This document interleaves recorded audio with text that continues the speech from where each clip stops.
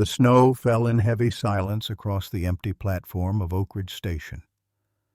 For 9 years, through blizzards and summer heat, the German shepherd had maintained his vigil.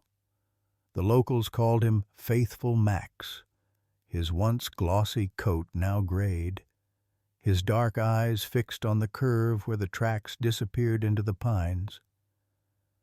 "That dog knows something we don't," Maggie Winters would tell travelers, her weathered hands clutching her station manager's clipboard. "Some folks want him gone, say it ain't natural.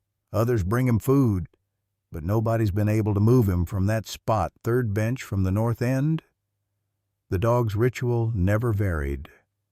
Arrive at 7:42 a.m., sit, watch every arriving train with anticipation that dissolved into something like grief, stay until the last departure at 9:17 p.m.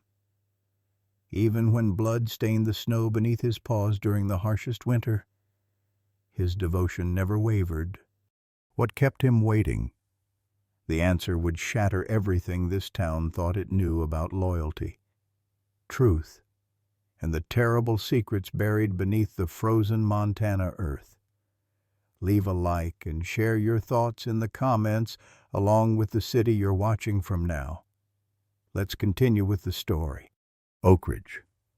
Montana prided itself on being a town where everyone knew everyone else's business, yet somehow maintained enough respect not to mention it to your face. Nestled in a valley flanked by towering pines and rugged mountains, its lifeblood was the railroad that cut through its center like an iron spine, connecting this isolated community to the outside world. Winters were brutal here, temperatures often dropping to 30 below, the town frequently vanishing under 6-foot snowdrifts that made the red brick station house the only colorful landmark for miles. It was in this station where Maggie Winters had worked for 43 years, her tiny office overlooking Platform 2, where she'd had a front-row seat to the most remarkable display of devotion the town had ever witnessed. Max hadn't always been Faithful Max. Before that, he was just Max Sullivan, the German shepherd with the distinctive scar running from his right eye to his jaw, a reminder of the abuse he'd suffered before James Sullivan found him at the county shelter. Jim, as most folks called him, was a hometown boy who'd gone off to fight in Iraq and come back different, the way so many did. The Army Rangers had returned his body but kept pieces of his soul. The nightmares, the cold sweats, the moments when he'd suddenly be back in Fallujah. These were the unseen wounds the VA hospital in Billings was supposed to help heal. That's where Max came in. After rescuing the traumatized dog, Jim discovered something extraordinary. Max could sense his panic attacks before they happened. A program in Billings trained Max officially as a service animal, and the transformation in both man and dog was remarkable. Jim started smiling again. Max's own scars seemed to fade under the bond they developed. Sarah Sullivan, Jim's high school sweetheart and wife of 15 years, would later tell people that Max saved Jim's life long before anything else happened. Their son Ethan, 17 and college-bound when everything changed, had grown up watching his father wake screaming in the night, only to be calmed by Max's gentle pressure against his chest. Frank Thornton, who'd served with Jim, was the only person who could truly understand what those two had been through. "That dog and Jim," he'd say, shaking his head. "They weren't just man and animal. They were soldiers who'd found each other in peacetime." Jim Sullivan's routine rarely varied in the 3 years after he returned from Iraq. Every Tuesday and Thursday, he'd catch the 8:05 train to Billings for his PTSD treatment at the VA hospital. Max would accompany him to the station, sitting patiently as Jim bought his ticket, then settling onto the third bench from the north end of Platform 2, what Jim jokingly called their spot. Man and dog had a ritual. Jim would kneel, press his forehead to Max's, and whisper, "Guard the home front, soldier. I'll be back before sunset." December 12th, 2010 began like any other treatment day, with one exception. Snow had been falling steadily since midnight, the thermometer outside the Sullivans' kitchen window showing 15 below. Sarah had urged Jim to postpone his appointment. "The roads are terrible, Jim. They're saying this might be the storm of the decade."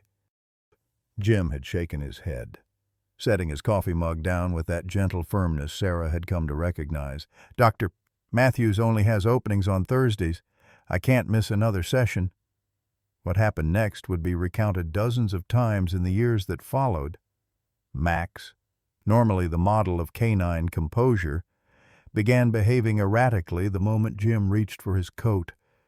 The dog blocked the door, whining in a way Sarah had never heard before. "He's never done this," Jim said, frowning as he attempted to ease past Max, who responded by catching the sleeve of Jim's jacket between his teeth, not biting. German shepherds could easily tear fabric when they wanted to, but holding, refusing to let go. "Maybe he knows something we don't," Sarah suggested, only half joking as she watched Jim finally convince Max to release him. At the station, Max's behavior intensified. He circled Jim anxiously, pressing against his legs, emitting low whines that made several commuters stare. Maggie Winters would later recall how Max had planted himself between Jim and the train door, something she'd never seen him do before. "Jim looked right troubled," Maggie would tell anyone who asked. "Knelt down and had himself a conversation with that dog like they were the only two souls on that platform. But in the end, he boarded. Last thing I remember is Max sitting there, watching that train pull away, looking like his world had just ended." The 8:05 to Billings derailed 17 miles outside of Oak Ridge. An avalanche had swept down the mountainside, burying 300 yards of track under 30 feet of snow and debris. 4 passengers died instantly.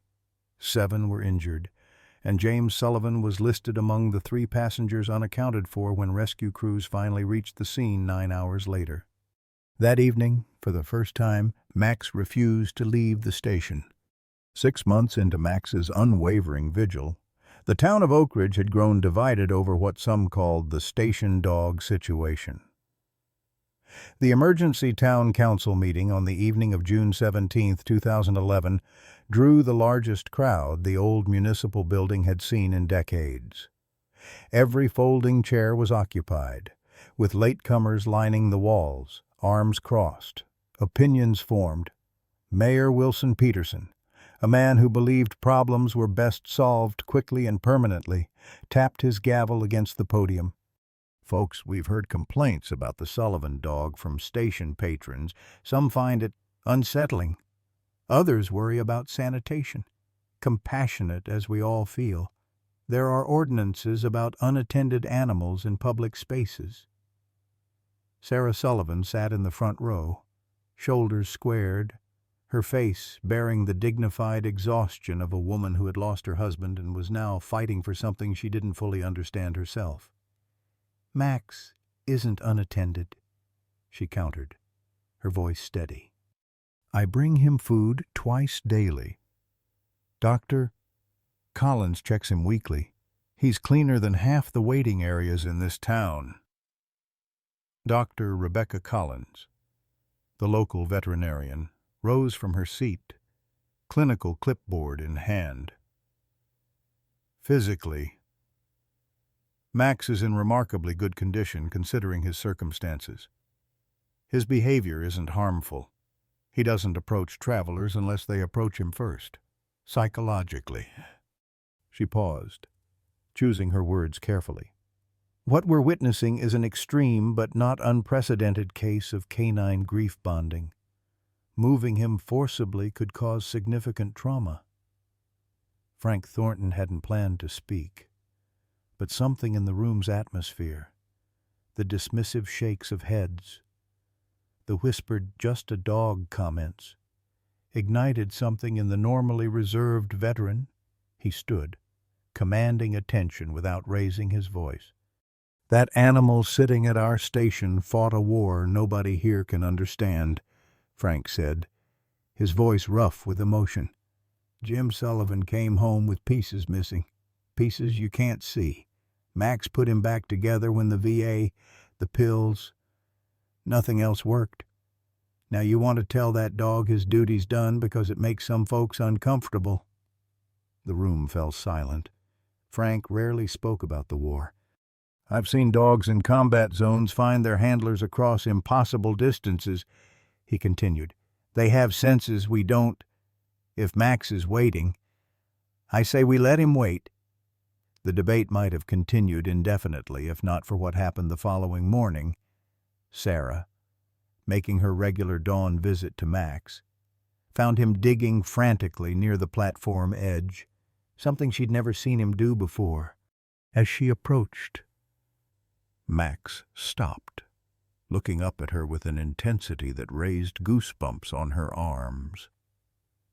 In the freshly disturbed earth lay Jim's wallet, mud-stained but unmistakable, with the distinctive nick in the leather where he'd once caught it on barbed wire. The wallet had not been among Jim's recovered possessions. More puzzling, it contained a folded receipt dated 2 days after the accident. That evening, Sarah found an unmarked envelope on her porch. Inside was a single typewritten line, "Don't look for him if you want him to live." Max wasn't waiting for a ghost. He was standing guard over a terrible truth. The second year of Max's vigil blended into the third, then the fourth, then the fifth. Oak Ridge itself was changing around the loyal dog. The lumber mill that had employed nearly a third of the town closed in 2013, forcing families who'd lived there for generations to seek work elsewhere. Downtown storefronts emptied one by one, their windows papered over, their owners moving to places where the economy hadn't stalled. Only the railroad remained constant, its rhythmic arrivals and departures marking time in a town that seemed increasingly frozen in it. Through it all, Max maintained his post. The once controversial station dog had become something of a local legend, earning mentions in regional newspapers and even a short segment on a Montana human interest TV show. Tourists occasionally detoured to Oak Ridge specifically to see faithful Max, taking photos and leaving treats that Maggie Winters would carefully inspect before allowing the dog to have them. "People think he's just waiting," the station manager would tell visitors. "But if you watch his eyes, you'll see he's searching." Ethan Sullivan left for college in the fall of 2012, a scholarship to Montana State easing the financial burden on Sarah. His departure was another small fracture in the already broken family, though he returned for holidays and summer breaks. Each visit found him more distant, as if retreating from the perpetual grief that had settled over his childhood home. "Mom, you need to let go," he told Sarah during Christmas break of his sophomore year. "Dad's gone. Max is just doing what dogs do. They don't understand death." Sarah didn't argue with her son. She didn't tell him about the wallet, or the note, or the other items she'd begun to find. She didn't mention that she had started following Max on his nighttime journeys, watching as the dog slipped away from the station after the last train departed, traversing the town with purpose rather than the random wandering of a stray. The collection began small. A cigarette pack of a brand Jim had never smoked, found half buried near the old freight yards. A prescription bottle with the label soaked off. A scrap of fabric that might have once been part of a uniform. Individually, the items meant nothing. Together, they formed a puzzle Sarah couldn't solve but couldn't ignore. She showed the collection to Frank one evening in 2015, spreading the items across her kitchen table after ensuring Ethan was out with high school friends. "I've been following him, Frank, every night for months now. He goes to different places, the old mill, the abandoned Mason property, places Jim never went, and he digs. Always finds something, brings it back to a spot under the platform." Frank examined the items with the methodical attention of a man who'd been trained to notice details.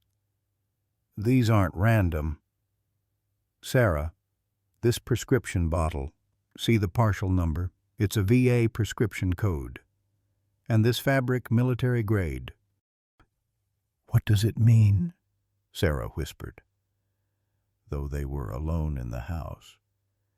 Frank didn't answer immediately. When he did, his voice had dropped lower.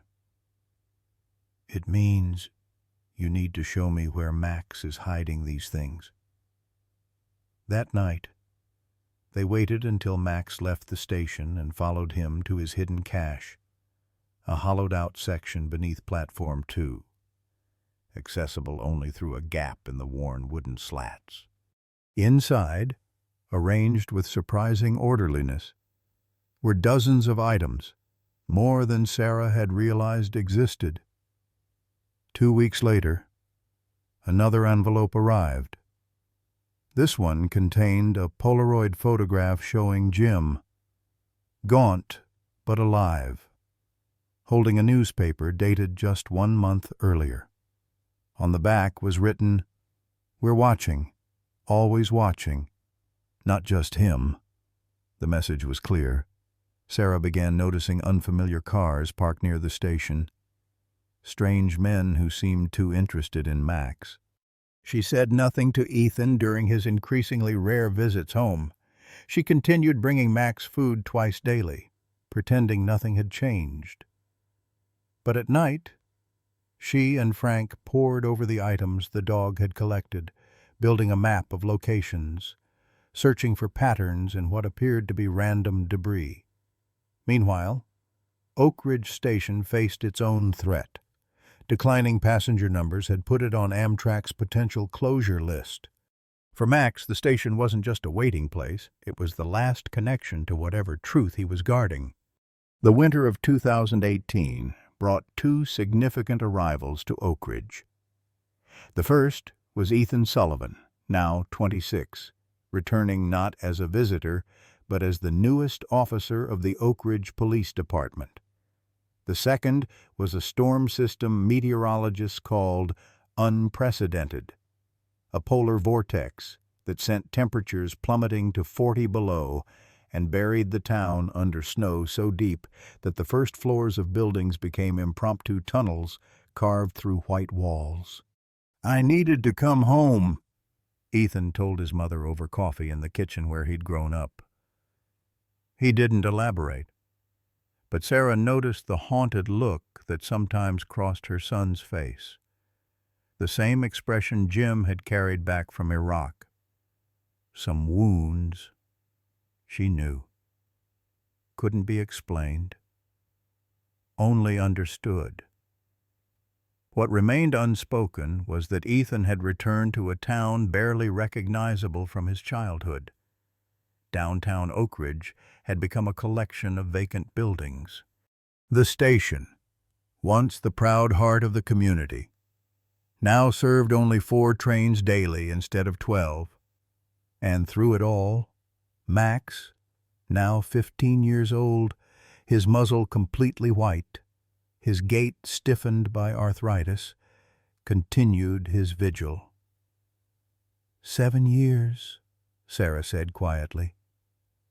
Everyone thought he'd give up eventually. Ethan studied his mother's face. "And you... did you think he'd give up?" Her eyes met his. "I stopped expecting things to make sense a long time ago." 3 days into the storm, with the town essentially paralyzed under ice and snow, 12-year-old Katie Martin was attempting to cross Railroad Avenue when a snowplow skidded on black ice. The driver later swore he never saw the child. What everyone saw, however, was a blur of gray and black fur launching from the station platform, knocking the girl clear of the vehicle's path before it crashed into the corner of Oak Ridge Hardware. Max took the impact that would have killed Katie instantly. The sound, a terrible combination of crunching metal and something much softer, echoed through the empty street. Dr. Rebecca Collins was summoned from her clinic 2 blocks away. She found Max conscious but gravely injured, his right side crushed, blood staining the snow beneath him crimson. What amazed her wasn't just that the elderly dog had survived the impact, but that he was trying, impossibly, to drag himself back to his post. "He needs immediate surgery," she told the crowd that had gathered. "And frankly, at his age, with injuries this severe—" The unfinished sentence hung in the frigid air. It was Frank Thornton who stepped forward. "You do everything you can, Doc. We'll handle the rest." What followed was something no one in Oak Ridge had experienced since the mill closure united them in economic grief. A town divided by politics, hardship, and the slow decline of rural America suddenly found common purpose. The local diner organized meals delivered to the clinic. High school students took shifts shoveling pathways for elderly residents so they could bring donations. The town's only motel owner, whose brother had served with Jim, offered a heated room where Dr. Collins could perform surgery when her clinic lost power. During the delicate procedure to stabilize Max's shattered pelvis and ruptured spleen, Collins discovered something unexpected. Embedded deep in the muscle tissue of Max's shoulder, missed during years of examinations because of its placement, was a microchip, not the standard identification chip from an animal shelter, but something more sophisticated, something that had no business being there at all. When Ethan Sullivan ran the serial number through police databases, the results would change everything they thought they knew about Jim's disappearance. The 9th year of Max's vigil brought with it the harshest winter Oak Ridge had seen in decades. The once bustling station, now scheduled for demolition following years of declining use, stood as a ghost of its former self. Plywood covered most windows, the ticket counter permanently shuttered, only a single track still in occasional use for freight. Yet Max, now 15 and moving with the painful deliberation of advanced age, continued his daily ritual. Sarah had made peace with the dog's choice years ago.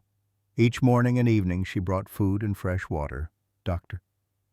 Collins checked him weekly, and the small cohort of townspeople who remembered Jim Sullivan maintained their own rituals of acknowledgement. A nod, sometimes a gentle word, occasionally a treat slipped from pocket to paw. The notice came on a Tuesday in February. Demolition would begin the following Monday. The old station would make way for a modern transportation hub meant to revitalize Oak Ridge's struggling economy. Progress marched forward, indifferent to sentiment. "We can't let this happen," Maggie Winters declared at the emergency town meeting. At 72, she retained a fierce energy that belied her years. "That dog's been waiting 9 years. 9 years, and now you'll chase him away from the only purpose he has left." The council remained unmoved. Contracts were signed, bulldozers scheduled. The world couldn't stop for one old dog's inexplicable devotion. On the morning demolition was to begin, a small crowd gathered behind the safety barriers. Sarah stood with Ethan, now a police officer in his own right, and Frank, who'd taken a rare day off from the Veterans Center he helped establish. They'd prepared a corner of their yard for Max, complete with a doghouse built to resemble the station's distinctive roof. The first bulldozer roared to life. Maggie Winters, despite being ordered to stay behind the barriers, ducked under the tape and planted herself directly in its path. "You'll have to go through me first," she shouted above the engine's rumble. The operator cut the engine. The site foreman approached, clipboard in hand, clearly frustrated by the delay. "Ma'am, you need to move. We have a schedule to keep." "That dog has kept his schedule for 9 years," Maggie replied, her voice carrying across the suddenly quiet site. 9 years of loyalty. "Can't you give him one more day?" The argument that followed grew heated. Maggie's face flushed with emotion, her hand clutching her chest as her voice rose. Then, mid-sentence, she crumpled to the ground. The heart attack was massive. By the time the ambulance arrived, Maggie was barely conscious. As they loaded her onto the stretcher, she grabbed Ethan's sleeve with surprising strength.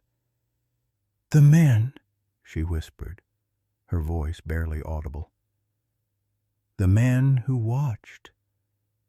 Always watching Max. They know something." Then she was gone. Sirens wailing toward the hospital 30 miles away. In the confusion, no one noticed Max had disappeared. 3 days after Max disappeared into the half-demolished ruins of Oak Ridge Station, most of the town had accepted what seemed inevitable. The old dog, faithful beyond reason or explanation, had either wandered off to die alone as some animals do, or lay buried beneath the rubble where no one could reach him. Sarah sat at her kitchen table, a cup of cold coffee before her, staring at the collection of items Max had gathered over 9 years. Items that now seemed to mock her with their cryptic meanings, their promises unfulfilled. The doorbell remained silent. The phone didn't ring. The town's sympathy had reached its limit, and she was once again alone with her grief, now doubled by the loss of the one living connection to Jim that had remained. The scratch at the back door came just after midnight, so faint that Sarah thought she'd imagined it until it came again, more insistent. Max stood on the porch, mud-caked and exhausted, but unmistakably alive. More shocking than his resurrection was his behavior rather than accepting water or rest. He paced frantically, tugging at Ethan's uniform pants when the young officer knelt to examine him. "He wants us to follow him," Ethan said, the realization dawning on him as Max circled back to the door, looking expectantly over his shoulder. Frank arrived within 15 minutes of Ethan's call. The 3 humans followed as Max led them not along roads but through backcountry trails, stopping occasionally to ensure they were still behind him. The elderly dog moved with renewed purpose, all signs of his recent injuries seemingly forgotten in the urgency of his mission. 30 miles outside Oak Ridge stood the abandoned Richardson warehouse. Once a storage facility for railroad freight, now a hulking shadow against the night sky. Max led them to a rusted side door, pawing frantically at its base. Inside, the beam of Ethan's flashlight revealed scraps of evidence that turned his blood cold. A makeshift cot, medical supplies, chains bolted to the wall, and blood, fresh blood, smeared across the floor in what looked horribly like drag marks. "Someone was kept here," Ethan whispered, his police training taking over as he documented the scene with his phone. "Recently." "Did ye?" Frank moved with the quiet efficiency of a soldier, examining corners and shadows. "Not just someone," he said, holding up a small metal object. "These are military tags. Jim's." Max whined, moving to a section of concrete floor that appeared solid but gave way under Frank's boot to reveal a trap door. Beneath it, a narrow passage stretched into darkness. The scent that wafted up was unmistakable, the metallic smell of blood mixed with antiseptic. What they found at the passage's end defied 9 years of grief and uncertainty. Jim Sullivan, unconscious but breathing, his body bearing the marks of prolonged captivity, but his pulse steady under Ethan's trembling fingers. Beside him lay 3 dead men, their cartel tattoos visible even in the dim light, and enough medical equipment to suggest not imprisonment, but something far more sinister. As Sarah cradled her husband's head, Jim's eyes fluttered open, focusing with difficulty. His cracked lips formed a single word: Max. 1 year later, the rebuilt Oak Ridge station gleamed in the June sunlight. Its red brick had been restored rather than replaced, the wooden benches refurbished with care for their history, and the platform extended to accommodate the increased traffic that had returned to the once dying town. In the small garden area where Platform 2 met the parking lot stood a life-sized bronze statue of a German shepherd, its vigilant gaze fixed eternally on the curve of track where it disappeared into the distance. Jim Sullivan sat on the third bench from the north end, his cane resting against his knee, at 60 pounds lighter than he'd been 9 years before, with hair now completely silver and scars visible on his hands and neck. Few would recognize him as the strong, confident veteran who had once commuted from this very spot. Yet his eyes held something that had been absent before, a peace that came from surviving the unsurvivable. "He knew," Jim said softly to Sarah, whose hand hadn't left his since they'd arrived. "Somehow, that first day, he knew they were waiting for me." The cartel had needed a medic, someone with combat experience who could treat wounds that couldn't be taken to hospitals. Jim had been selected based on his military record, his regular schedule making him an easy target. For 9 years, they'd moved him between locations whenever authorities got close, forcing him to keep their soldiers alive under threat of harm to his family. "But they never counted on Max," Jim continued, a small smile touching his lips. "All those therapy sessions where I taught him to find things with my scent, he turned it around on them. Every time they moved me, he'd find some trace of where I'd been. That microchip was my insurance policy. I implanted it myself when I realized I might not make it out alive." 3 months after his rescue, Jim had held Max in his arms as the elderly dog's breathing slowed and finally stopped, his mission complete. They buried him beneath the old oak tree in their backyard, with honors provided by both the police department and military veterans from 3 counties. Today, the Sullivan family had come to witness the station's official reopening and the dedication of Max's statue. The governor was scheduled to speak, along with representatives from national media outlets who had followed the extraordinary story of the dog who had never given up. As the ceremony began, a small German shepherd puppy with a distinctive white patch on his chest sat quietly at Jim's feet, a gift from Dr. Collins, whose breeding program had used DNA from one of Max's preserved hairs. "Hello, folks," Jim began as he took the podium, the puppy following dutifully. "Let me tell you about faithfulness that defied death itself, and a hero who wore a collar instead of a cape. Sometimes the greatest lessons in life come to us when our hair has grayed and our steps have slowed. Max's story reminds us of what many of us who've reached our golden years already know, that true loyalty doesn't clock out, doesn't retire, doesn't give up when things get hard. For 9 years, through bitter Montana winters and scorching summers, Max kept his promise when everyone else had moved on. How many of us have felt forgotten in our own lives? How many have wondered if our steadfastness still matters in a world that seems to value the new and shiny over the faithful and true? Perhaps that's why Max's story touches something so deep within us. It speaks to our generation, those of us who built our lives on commitments that younger folks might not understand. Those who stuck by spouses through sickness, who worked the same job for decades, who believe that showing up every day still means something.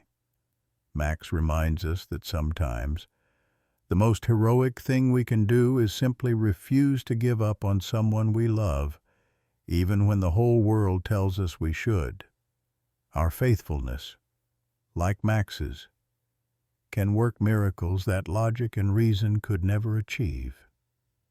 I hope you enjoyed today's story. Subscribe to the channel so you don't miss more stories like this. Leave a like and comment below what you thought of the story. See you in the next video.